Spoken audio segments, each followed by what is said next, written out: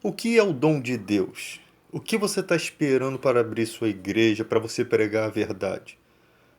A ordem de Jesus é ir por todo mundo e pregar o evangelho. Quando a Bíblia diz que não foram chamados muitos de nobre nascimento, né, isso não é arrogância da nossa parte, nem da minha parte, isso está escrito na Bíblia. Você pode ver isso claramente, nitidamente estampado na imagem da sociedade. Você vê pessoas famosas, quando vão falar de Deus, não há um respeito exato à palavra de Deus.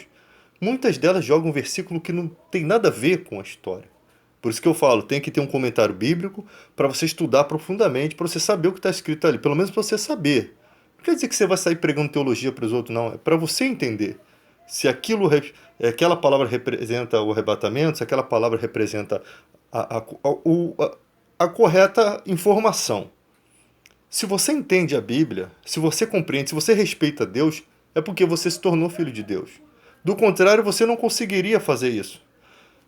O princípio da palavra de Deus é ter respeito às Escrituras, ou seja, você não faz nada que a Escritura não desaprove, e nisso você vê muita gente reprovada, gente que um dia foi de Deus e se desviou por conta do dinheiro, como Paulo diz, o amor do dinheiro é a raiz de todos os males, e nessa cobiça muitos se desviaram da fé e se atormentaram com muitas dores. Está dizendo de homens de Deus, porque Paulo está aconselhando Timóteo a fugir daquilo. Não está dizendo do mundo em geral, não. A cobrança vem primeiro por dentro da igreja. Temos o direito de julgar o de dentro, os de fora Deus o julgará.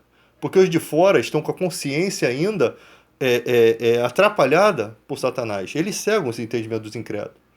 Toda essa palavra aqui é da Bíblia. Não tem nada de intelecto meu aqui sendo colocado, não. A palavra de Deus não volta vazia, por isso que nós pregamos. Não sabemos quando somos motivados a pregar uma coisa. Então, o que você está esperando? Ir por todo mundo e pregar o evangelho. Para você fazer a diferença, você tem que pregar. Ah, mas eu tenho medo de assumir um compromisso, não dá certo. A Bíblia diz, o ramo que der fruto, eu limpo, disse Jesus, para que produza mais fruto. Ou seja, do que diz respeito a Deus, está em tuas mãos.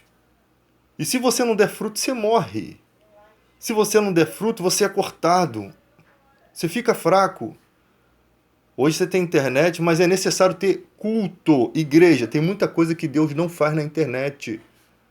Porque que Deus quer mostrar para a igreja. Você pode ver que Jesus separava alguns discípulos e outros não deixava participar de certas situações. Porque isso pode confundir o dom dessas pessoas. Uns têm chamado para ser profeta, outros têm chamado para outras áreas. Nem todos vão entender aquilo. Tem gente que fica muito mega maravilhado e que cai até pro fanatismo. Então Jesus sabe tratar cada um, ele dá o dom diferente a cada um. Para que a igreja, para que ninguém se ensoberbeça e pense que só ele que presta na igreja, ou que só a igreja dele que presta. Então, você pode entender, você estuda a Bíblia que você vai ver que Deus age por meio de todos. Até aquele cristão que você acha que é mais fraquinho, ele vai se levantar. Hoje ele não está bem, mas amanhã ele vai melhorar, porque o Espírito Santo tem força. A força não vem de nós. Ele cuidará para nos entregar a Deus naquele dia. Jesus cuidará para nos entregar limpo diante de Deus naquele dia. Ele nos preparará para isso. Então nós temos que fazer o quê? Confiar. Tem um monte de crentes. O fulano de tal lá é o anticristo. O fulano de tal, a marca da besta é o fulano de tal. Ficam discutindo. Vai acontecer de qualquer jeito isso. Não adianta você alertar que muitos vão ser pegos de surpresa. O dia do Senhor virá como ladrão. Qual foi a ordem de Jesus? Viver uma vida reta. Viver uma vida esperando ser uma das virgens, das 5 virgens prudentes, que mantiveram a unção em meio ao mundo caótico que nós estamos vivendo. Nós estamos em um mundo, parece que é aquela profecia que Paulo diz, que haverá um tempo que muitos casarão como se não casassem. Que muitos comprarão como se nada tivessem. Nós estamos vivendo essa época. Porque é uma época de depressão quando existe tanta coisa boa para ser vivida. O mal está aloprando nos corações humanos, entrando por todos os níveis que você pode imaginar. Redes sociais, celular. E nós temos que pensar no que Jesus disse. Se teu olho te faz tropeçar, arranca-o. Se tua mão direita te faz tropeçar, arranca. É melhor entrar sem um dos olhos ou sem uma das mãos no reino de Deus do que tendo os dois ser lançado no inferno. Aí o cara entra na teoria do que isso significa. É um sentido, é uma metáfora que ele está usando. Não sei se é bem isso. Uma metáfora. Você tem que fazer o possível para que o seu olho não tropece, para que sua mão não tropece. Tem que fazer o possível, mesmo que seja um ato brusco. Quando Jesus escolhe Zaqueu, ele escolhe as coisas vis do mundo que não são para envergonhar as que são. Após a transformação na vida de Zaqueu, onde abundou o pecado, superabundou a graça de Deus. Muitos dos acusadores de Zaqueu deveriam ser piores do que Zaqueu. Deveriam ser pecadores também. Ninguém se aproximava com amor. Jesus ensinou o quê? A não desprezar. Ele não despreza. O amor vence. O amor transforma. Por isso que a Bíblia diz que os ímpios se prostram diante da face dos bons. Sabe por quê? Porque tem muita gente que faz tudo errado, mas quer posar de ético. Aí quando bate de frente com quem é ético de verdade, fica martelando na vida dela. Eu não posso dar esse vacilo para a pessoa fica achando que tem alguma satisfação para te dar. Ela acaba se prostrando. Isso acaba neutralizando os erros que ela comete. Aí sabe o que ela tem que fazer? Ela tem que ou te tirar da vida dela, ou ela vai ter que viver a vida toda na linha, tentando mostrar para você que ela é mais ética, que a fé dela é mais forte que a sua, e não consegue. Porque quem nos transforma é o Espírito Santo. Esse poder não vem de nós, é dom de Deus. O nascimento vem do alto. E você está tentando todos os dias nascer. A maioria de nós não recebeu a plenitude do Espírito Santo. Se você recebesse a plenitude do Espírito Santo, boa parte da sua vida teria mudado. Muitas coisas que você faz hoje você não faria. Muitas questões. A Bíblia diz que tudo que não provém de fé é pecado. Você teria tudo aquela minúcia. Você seria exatamente minucioso em cada atitude, em cada palavra que você falasse, em cada pensamento que você tivesse. Isso é o Espírito Santo que faz. Cada atitude, quando você julga a si mesmo, o Espírito Santo começa a ser o juiz ali trabalhando, não para te condenar, mas para te jogar para frente, mudando os teus pensamentos, fazendo a sua boca como a boca de um grande entendido das coisas da vida. É Ele que faz isso. Deus pegou nós que não éramos nada perante esse mundo, éramos apenas mais um na multidão, e nos ungiu. E isso é muito importante. E aí o cara fica ali invejando as coisas que o outro tem. Gente idolatrando um monte de artistas, de políticos. Enquanto o servo de Deus não. O maior no reino, na vida dele é a unção de Deus. A maior importância é você acordar e conversar com Deus. É você. Você pode não ter nada, mas você tem tudo. Você sabe que você tem tudo. Você sabe que você tem tudo que diz respeito à vida. Você sabe que Deus não vai te abandonar nem te desamparar. Você sabe que não deve andar ansioso por nada, que não deve andar preocupado, porque é Deus que cuida de você. E quando você sente esse cuidado de Deus, quando você vê Deus trabalhando, isso significa que você confiou nele. A oração diz assim, a Bíblia diz assim: se pedir de alguma coisa segundo a vontade de Deus, ele nos ouve. E se sabemos que ele nos ouve, estejamos certos de que alcançamos aquilo que nós pedimos. Não ficamos martelando, o nosso coração apenas acredita. O nosso coração apenas descansa no Senhor, sabendo que Ele tem cuidado da nossa vida. Mas por que você não encontra esse descanso? Porque o pecado está reinando na sua vida. Não há outro motivo. Os que são da carne se inclinam para a carne, os que são do Espírito para as coisas do Espírito. Eu sei que existe uma perturbação, porque a carne, ela milita contra você todos os dias. Ela faz guerra contra a sua alma. Eu sei que existe isso. Mas quando você diz chega, acabou. E como dizer chega? Você se ajoelhar para orar, seja sincero com Deus. Não se ajoelhe em vão. Abra sua boca. Quando estiver na igreja que for para louvar, louve de coração. Não se preocupe em louvar com a melhor voz. Não se preocupe em mostrar sua voz se você é ministro de louvor. Não se preocupe com nada a não ser adorar a Deus. Não se preocupe com as coisas que estão aqui fora. Chegue na igreja, a sua preocupação é você e Deus. Muita gente está dentro da igreja e não consegue, está só batendo ponto. Quantas vezes eu já fiz isso? Quantas vezes eu tenho certeza que você só foi para a igreja por obrigação, porque já estava muito tempo sem ir, precisava ir, para mostrar para as pessoas que você tinha que você ainda está no compromisso. Não devo satisfação a ninguém. Não devo satisfação a ninguém. A minha satisfação é com a minha vida com Deus. Às vezes eu falo assim, hoje eu não vou para a igreja. Eu não quero ir e não vou, porque não estou me sentindo espiritualmente com vontade de estar ali. Mas quando eu vejo que isso não é um problema, que isso é exatamente alguma coisa que está me afastando, eu vou. Mas se você não for para a igreja, o que você faz durante esse momento? Você esquece de Deus? Você esquece de ler a Bíblia? Você esquece de conversar com Deus, de meditar em Deus? Na verdade, toda a força que há em nós vem dele. Não há nada, não há nenhuma força sequer em nós para nos impulsionar para frente. É Deus. É Deus que dá essa força. Paulo disse, trabalhei mais do que todos, mas não eu, a graça de Deus que cooperou comigo. Ele sabia que ele era fortalecido em Deus.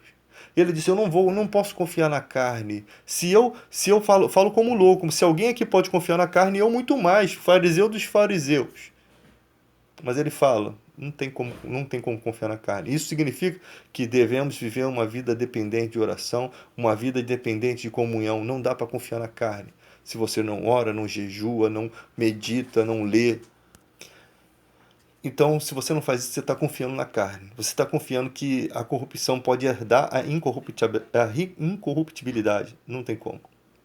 Só a unção de Deus pode fazer isso. É por isso, Paulo disse, muitos por não discernir o corpo de Cristo, é por isso que existem muitos fracos e doentes, até uns que já morreram, por não discernir o corpo de Cristo. Muitos morrem não na vida cotidiana, não, na fé. Não discernem, não entendem o motivo pelo qual estão na igreja. Se você for na igreja pelos motivos errados, buscar carro, casa, essas coisas, você não leu Mateus 7,7 em diante. Qual é o pai que, se o filho pedir pão, dará uma pedra? Se nós somos maus, sabemos dar boas coisas aos nossos filhos, quanto mais o Pai Celeste dará o Espírito Santo aos que lhe pedirem. Nós precisamos buscar o Espírito Santo. Não somente fragmentos dele, mas a unção toda dele dentro de nós. Se chegar uma época em que os cristãos forem perseguidos e mortos, se você que já está se escandalizando hoje, com tudo de bom que tem aí na vida, você imagina uma época de perseguição, você vai fazer igual a mulher de Ló, vai olhar para trás. Vai olhar para trás, com certeza. Vai ficar com pena desse mundo. Você está pegado a esse mundo. Desapega, né? OLX, desapega. Desapega desse mundo. Não temos morada certa aqui, não. Temos muita alegria. Não quer dizer que você não tem alegria quando Deus te prospera. Quando você vê Deus abrindo as portas. Isso é bom porque você sabe que Deus também cuida de você. Para o servo de Deus, as bênçãos vêm do Senhor. Às vezes você fica assim, eu vou dar um currículo para ele, um outro para ele, um outro para ele, e você não entra em nenhuma das portas. Deus não quer que você entre em nenhuma dessas portas. Ele quer que você entre numa porta que ele abriu para depois ninguém jogar na tua cara. Uma porta melhor do que você imaginava. Ou às vezes que não é tão boa agora, mas que no futuro vai se revelar como sendo boa. Sabe por quê? Porque você não vai ter só dinheiro, você vai ter paz, tranquilidade. Uma porta de emprego boa não é aquela que só dá dinheiro, não. Ela pode dar pouco dinheiro, mas ela te proporciona paz. Te proporciona paz com Deus, que é mais importante. Às vezes você está rico e pensa que está pobre. Às vezes o problema das finanças é seu. É você que não está se controlando, é você que está sendo escravo dos cartões de crédito. Não se deixe escravizar por essa sociedade, pelas máfias dos cartões de crédito, pelas máfias dos bancos. Você não precisa disso. A melhor coisa que tem é você pegar o dinheiro e falar assim, tá pago. Você trabalha só para pagar a conta, e quando você recebe um dinheiro extra é também para pagar a conta, porque você se deixou escravizar. Ore a Deus. Não peça dinheiro a agiota, não, que aí você vai piorar a sua situação. Ore a Deus para que Ele possa mudar isso.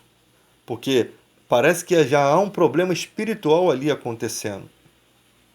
Pessoas do mal, né? Movidas por ganância, coloca coisas no teu cartão de crédito que passa despercebido ali. Você nem calcula ou não sabe calcular e eles te roubam, te roubam.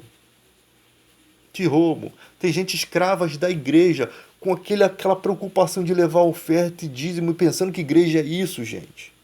Se você está assim, não é Deus. Deus não faça tudo por amor. O que não for feito por amor não tem valor. Não adianta você dar grandes quantias para a igreja, porque Deus não está se importando com os valores. O teu pastor pode estar, mas Deus não está. Ele está se preocupando com como você está ofertando, com que tipo de motivação. É a alegria tem que estar no seu coração, e fazer pela casa do Senhor, não é fazer pelo pastor. Não. Quem faz pelo pastor, chega um dia e fala assim, se você não fizer do jeito que eu quero, eu vou sair da igreja. Aí o pastor, se ele não for de Deus, se ele for um acostumado com aquele dinheiro, ele vai se submeter à vontade do membro. Mas se ele for homem de Deus, ele fala assim, olha só, até hoje você não fez nada para mim, não. Você traz oferta para mim ou para Deus? O altar aqui é meu ou é de Deus? Mas quando o cara é corrupto, ele fica com medo de perder aquela, para ele, uma suposta bênção, que para mim isso é uma maldição. Ser escravo do dinheiro. Eu te garanto que se o cara que dá o dinheiro à igreja for de Deus mesmo, você vai bater de frente com ele. Ele pode até ir embora, mas ele vai reconhecer que você é de Deus. Ele vai levar a mensagem de Deus. Porque quando o Naamã veio para encontrar com o profeta nem o recebeu. Um homem cheio de pompa, de arrogância. O profeta mandou um empregado. Vai lá, fala para ele se mergulhar lá no Rio Jordão. Era uma prova. Se ele quer mesmo, vai. E se não fosse os amigos de Naamã forem pessoas preocupadas com ele, ele continuaria leproso. Os amigos dele amavam ele, eram companheiros de guerra. E Deus dava muitas vitórias a Naamã, e ele nem sabia que era o próprio Deus. Talvez alegasse essas vitórias aos deuses lá do rei, que ele tinha que se ajoelhar lá. E ali ele foi convencido pelos seus amigos íntimos de mergulhar ali. Porque antes ele falava, não é Abana e Farfá, rios da Síria melhores do que o de Israel? O que tem de, como quem diz assim, o que tem de bom nesse rio aí de água barrenta? Quer me humilhar? Eu sou um poderoso. E ali ele foi. Aí depois o servo do profeta, o Geazi, né? O profeta não, o Naamã quis dar dinheiro para ele, coisas para ele. O profeta não aceitou, não quero nada seu, não. Estou fazendo nada por dinheiro aqui, não. E ali o profeta, o auxiliar do profeta mancha a imagem do profeta, mancha a imagem do profeta, e depois viu o que aconteceu com ele. A lepra de Naamã se apegou a ele. A maldição que estava na vida de Naamã foi para ele. Porque ele maculou a visão de Deus. De um Deus bom que não precisa de dinheiro para fazer a bênção. Você não pode pagar a bênção. Olha essa mensagem aí. Olha aí quantos Geazi tem na igreja aí. Quantos leprosos. A igreja tem que sentar a marreta. Se levantou uma pregação falsa, sente a marreta em cima. Não pode deixar se levantar. Afunda esse prego. Sabe por quê? Porque é aí que surge. Aí vocês dizem assim, vocês estão julgando. Nós temos direito de julgar os de dentro. De acordo com a palavra, nós temos o direito de botar isso tudo aqui em pratos limpos. Se seu pastor é corrupto, vai em cima dele. Por que está acontecendo isso, isso e isso? É de homem para homem. E o pastor que é homem de Deus tem que ter medo. Ele não vai ter medo de dar cajadada em quem se levanta com mentira, não. É assim, é desse jeito. É com força que se toma o reino de Deus. Lógico que a força não vem de nós, vem de Deus. Então, gente, tem que ter integridade. Se não tiver integridade, nada na igreja funciona. Se seu líder da sua igreja for corrupto, não funciona a oração dele. Ele está abandonado por Deus. Deus o abandonou. Deus o abandonou. Se você ler 1 Timóteo 6,3, você vai ver, são loucos. Eles acreditam na própria mentira. A mente deles ficou cauterizada. Deus os entregou a essa loucura. Eles não conseguem perceber a idiotice que eles pregam. Imagina se eles conseguissem perceber. Esses caras iam estar pregando muito bem e tirando muito dinheiro. Mas eles são tão loucos. Se um dia aí um pastor da Igreja Universal, se você não tem copo com água, pega a pinga para a gente consagrar. Fala que eu te escuto, pinguço. Ou fala que eu sou pinguço. Para mim o nome do programa deveria ser esse. Quem não tem um copo com água? Pelo amor de Deus, gente, tá no Nordeste. Como é que você fala uma coisa dessa? Uma tolice dessa? Vou consagrar uma coisa que é uma maldição para a vida do alcoólatra. Vou consagrar uma coisa que já está amaldiçoada. É diferente do veneno que havia lá, eu sei que você vai falar isso, que eu não sou bobo, do veneno que havia na panela lá, mas aquilo ali foi uma imprudência, pegaram as ervas lá e botaram para fazer uma comida e acabou que tinha veneno na panela. O profeta usou a cachaça para limpar? Não, usou farinha. Podia usar até terra. É a unção de Deus que se espalhou ali e salvou. Agora, vou consagrar um copo de cachaça. É a mesma coisa que fala assim, vou consagrar o bordel. Eu vou orar para que esse bordel aqui prospere. Eu vou orar para que ele se torne um lugar bom, um lugar de emprego, um hotel de luxo que dê hospedagem, que o empresário mude de ramo, com mais prosperidade do que o mal estava fazendo na vida dele. Esse é o foco da oração. Então, antes de orar, eu tenho que saber. Tem gente, eu vou na igreja A, B, C, não acontece nada. Olha para a tua vida. Vai que você tem coisas aí para acertar com Deus que você não acerta. Nem Jesus orando por você vai ter efeito. Sabe por quê? Porque quando Jesus começasse a orar, botar essa mão na sua cabeça, opa, peraí. Seus pecados estão perdoados. Quer o perdão dos pecados? Quando alguns homens trouxeram um homem enfermo, seus pecados estão perdoados. O intuito de Jesus é exatamente, primeiro, consertar a vida espiritual. Se não consertar a vida espiritual, não tem cura que vai mudar a sua vida. Tem aí pessoas deficientes aí que passam a vida toda em prol de um sentido. Beleza, bonito. Mas não encontram a Deus. Você pode ver até pelas relações sexuais que continuam vivendo na miséria. Tem gente que ainda continua na homossexualidade, mesmo depois de ter passado por tudo na vida. Encontre com Deus. Procure esclarecimento de Deus. Não estou falando que Deus castiga as pessoas ou que deixa as coisas acontecer, não. Mas se você não encontrou a Deus, você não encontrou o objetivo da vida. Se você não encontrou o conhecimento de Deus, se você não consegue respeitar a palavra de Deus, você não tem Deus no coração. A Bíblia diz, aquele que não respeita a doutrina não tem Deus. Que doutrina é essa? Os ensinamentos da Bíblia. Agora começa um monte de gente, se você sonha com cobra, é porque o mal está te perseguindo. Isso daí, quando a pessoa não é cristã, pode acontecer, mas quando a pessoa é de Deus, que Deus vai dar um sonho, ele dá a revelação. Deus fala diretamente, precisa usar sonho, mas não. Hebreus 1, antigamente Deus falava de muitas maneiras, mas agora ele fala pelo Filho. Aprenda isso. Respeite a Bíblia. Ele fala pelo Filho. Quando Deus deu a visão lá a Pedro dos alimentos que descia do céu, Pedro ficou considerando o que seria aquilo. Mas Deus deu lá a visão também ao Cornélio, né? Se eu não me engano é Cornélio o nome. Deu a visão a ele também, né? As suas orações, acho que não é Cornélio, estou esquecendo o nome aqui. As suas orações subiram diante de Deus, subiram para diante de Deus. E ali Deus mostra o que estava para fazer. Mostra Pedro e mostra aquele outro homem. Né? E aí você vê a situação, como que Deus faz na vida das pessoas. Deu a visão dos alimentos descendo do céu, alimentos impuros, e Deus queria dar um significado àquilo. Mata e come, Pedro. Pedro, não, Senhor, eu não como coisa imunda. O fato de Pedro ser judeu não aceitaria aquilo. Ou seja, não, Deus não pode falar uma coisa, me mandar fazer isso.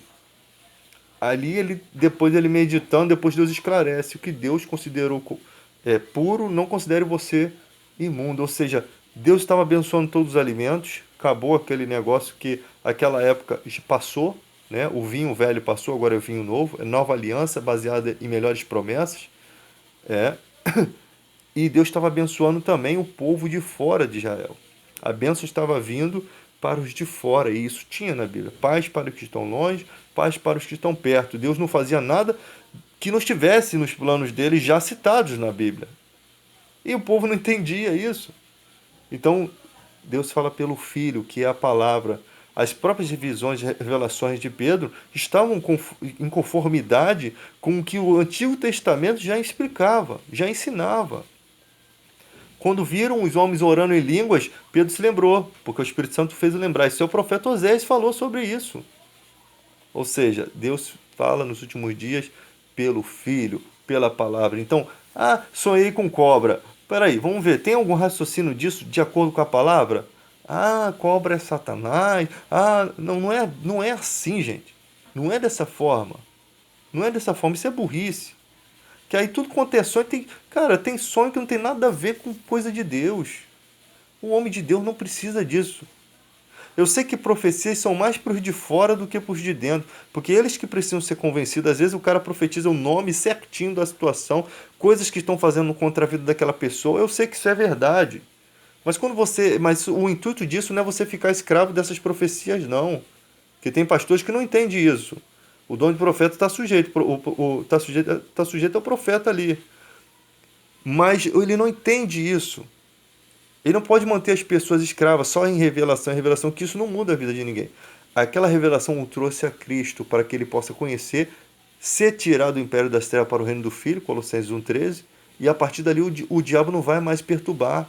A partir dali não tem feitiçaria que faça efeito.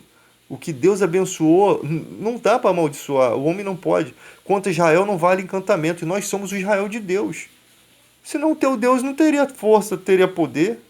Você imagina, Paulo se enfiou nas maiores idolatrias desse universo. Com deusa Diana, em lugares onde havia culto aos deuses, culto de atos sexuais que as pessoas faziam para alcançar aquilo ali. Era uma bruxaria terrível. Você imagina.